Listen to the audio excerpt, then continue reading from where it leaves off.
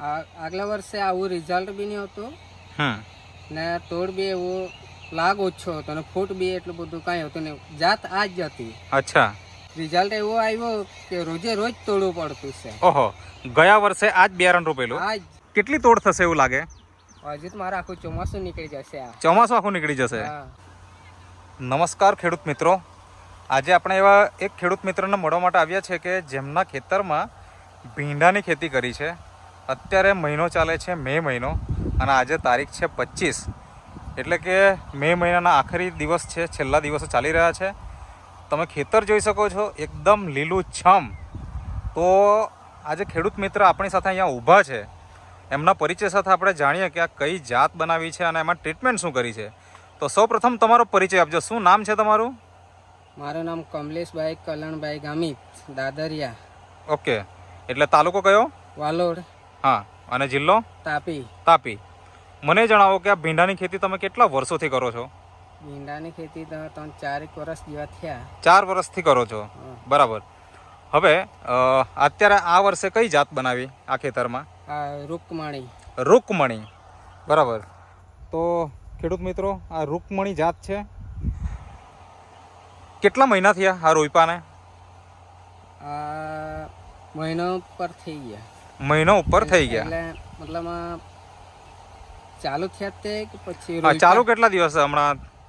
આ 20 તોડ તો તોડી લીધા. 20 તોડ તોડી લીધી? હા. અચ્છા, એટલે લગભગ 2 મહિના જેવા થયા હશે 2 મહિના રોપેલાને? હા, 2 મહિના આસપાસ ખરા, બરાબર. તો આજે વર્ષોથી તમે મતલબ 4 વર્ષથી તમે ખેતી કરો છો ભીંડાની, અને આ વર્ષે તમે ભીંડાની ખેતી કરી છે. આ બેમાં તમને તફાવત શું લાગે? શું ફેરફાર લાગે? તફાવતમાં આ વર્ષે મેં દવા વાપરી. કઈ દવા? આજે અહીંયા નીચે આપણે અહીં રાખી છે. હા, સ્ટીમરીચ છે, સેત છે, રેપઅપ છે, બાયો 99 છે, એનપીકે છે અને ઝિંક. હા, આ વસ્તુ તમે વાપરી. કેટલા દિવસે છંટકાવ કર્યો અને જમીનમાં કેટલી વખત આપ્યું? જમીનમાં મેં 2 વખત વાપરી. ને છંટકાવ 3-4 વાર જેવી લાગી. અચ્છા, તો એનાથી તમને શું ફાયદો દેખાય? આગલા વર્ષોમાં કરતા અત્યારે શું ફાયદો વધારે દેખાય એ થોડીક વાત કરો. આગલા વર્ષે આવું રિઝલ્ટ બી નહીં હતું ને તોડ બી એવો લાગ ઓછો હતો ને ફૂટ બી એટલું બધું કાંઈ હતું નહીં. જાત આ જ હતી. અચ્છા. જે આ રૂકમણી છે એ જ આગલા વર્ષે રોપેલી હતી, તો રિઝલ્ટ એટલું નહીં હતું. તો છતાં આ વખતે આ વાપરી તો રિઝલ્ટ એવો આવ્યો કે રોજે રોજ તોડવું પડતું છે. ઓહો, ગયા વર્ષે આ જ બિયારણ રોપેલું? કેટલા કિલો રોપેલું ગયા વર્ષે? એ 500 ગ્રામ. 500 ગ્રામ. આ વર્ષે એટલું જ છે, 500 ગ્રામ જ છે. બિયારણ તેનું તે જ રૂકમણી જ, બરાબર. તો ગયા વર્ષે આ 500 ગ્રામમાંથી કેટલું ઉત્પાદન આવતું? એમાંથી 30 કિલો એટલું નીકળતું હતું. અને વચ્ચે એક દિવસ છોડીને તોડતા કે દરરોજ? એક દિવસ છોડીને 30 કિલોના આસપાસ નીકળતું 500 ગ્રામમાંથી. ગયા વર્ષની વાત છે. વધારેમાં વધારે કેટલું નીકળેલું? વધારેમાં વધારે ગયા વર્ષે નીકળતું 50 સુધી જેવું ગયું. 50 કિલો સુધી ગયું વધારેમાં વધારે, બરાબર ને? પણ એવરેજ પકડીએ તો 30-35 ની એટલું જ થતું, બરાબર ને? હવે આ વર્ષે એ જ બિયારણ છે, બરાબર. તમે આ જે નેટસફ કંપનીની જે પ્રોડક્ટ છે એમાં તમે 4 વખત છંટકાવ કર્યો અને જમીનમાં કેટલી વખત આપ્યું? 2 વખત. હવે આ જ્યારે કર્યું તો તમને તમારા ખેતરમાં, આ જે ભીંડાનું ખેતર છે એમાં તમને શું ફાયદો દેખાય છે?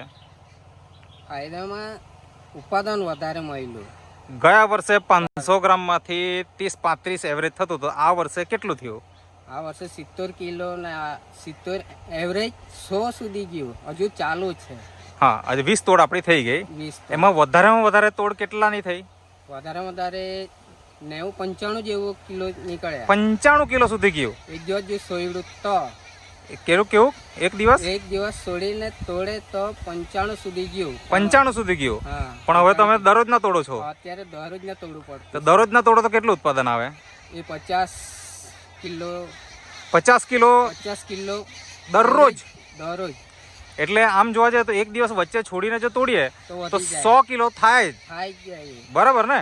એનો મતલબ એવો થયો કે ગયા વર્ષે આપણે વધારેમાં વધારે જે ઉત્પાદન આવેલું એટલું તો અત્યારે રોજ ના આવે છે, રોજના જ આવે. એટલે ઉત્પાદન ડબલ થઈ ગયું એમ કહેવાય ને. હા, ડબલ. બરાબર ને? ડબલ. તો શું તમે આ જ્યારે દવા વાપરવાની ચાલુ કરેલી નેટસફ કંપનીની ત્યારે તમને એવો વિશ્વાસ હતો ખરો કે ઉત્પાદન ડબલ આવશે એમ? એવું તો હવે રિઝલ્ટ હવે આવે કે નહીં આવે એવું પેલા લાગતું હતું. હા.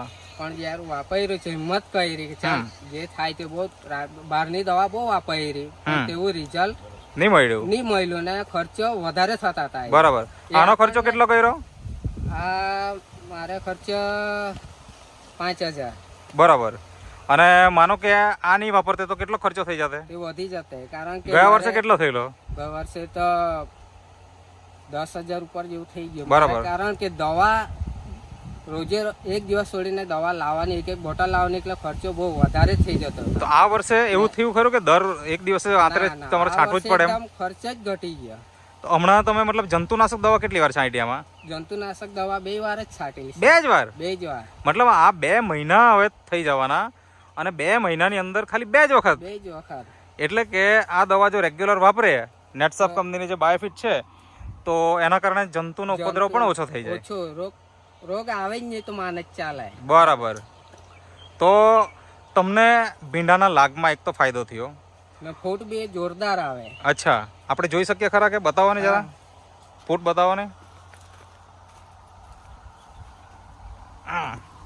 આ ખેડૂત મિત્રો તમે જોઈ શકો છો, આ ફૂટ નીચેથી ઘણી બતાવો ને કેટલીક ફૂટ છે.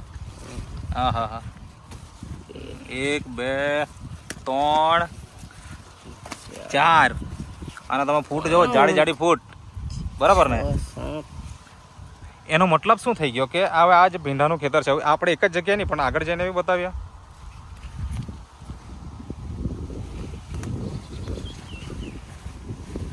અહીંયા આપણે જોઈએ, જોઈ શકો છો આ ફૂટ નીચેથી ફૂટ ચાલુ થઈ ગઈ, નીચેથી એકદમ જબરજસ્ત. બરાબર ને? છોડ એકદમ મજબૂત બને. છોડ મજબૂત. અને ખેતર આમ જોવા જઈએ તો એકદમ લીલુંછમ. મે મહિનો, ભરપૂર ગરમી, અને તેવા વાતાવરણમાં પણ તમે જોઈ શકો છો કે ખેતર એકદમ લીલુંછમ છે. તો બીજા ખેડૂતોને તમારે શું કહેવું છે? આ વાપરવું જોઈએ કે નહીં? આ જ દવા વાપરવી જોઈએ. બરાબર છે. અત્યારે 20 તોડ થઈ ગઈ, હજી કેટલી તોડ થાય? દવા ભૂલી જ જવા જોઈએ. અચ્છા, કેટલી તોડ થશે એવું લાગે? હજુ તો મારે આખું ચોમાસું નીકળી જશે. ચોમાસું આખું નીકળી જશે. ચાલો, પાછો સમય મળશે ને તો પાક્કો બીજો પણ વિડીયો લેશું, જ્યારે છેલ્લે પતવાનો હશે ને ત્યારે. આ ચોમાસું બિંદાસ નીકળી જાય. હવે મને એક વસ્તુ જણાવો, ખેડૂતો દરેક આજે ખેતી, હા, એક વસ્તુ છે કે આ મે મહિનામાં ભીંડા આવા થાય નહીં ને કોઈ રોપે બી નહીં. બરાબર. રોપે તે એપ્રિલમાં રોપે. હા હા હા, તો 1 મહિનો પહેલા જેવું આમ તેમ હશે. બરાબર છે. કહેવાનો મતલબ એવો છે કે જો દવાનો ઉપયોગ જો પ્રોપર કરો તો ઉત્પાદન પણ સારું મળે, ફૂડ પણ સારી મળે, અને એના કારણે આપણને બીજું બજારમાં ભાવમાં કેવું છે? બજારમાં ભાવ સારું મળે, ક્વોલિટી સારી આવે. ક્વોલિટી સારી. અચ્છા, આજે તોડી નાખ્યા ભીંડા? આજે તોડી નાખ્યા. બરાબર.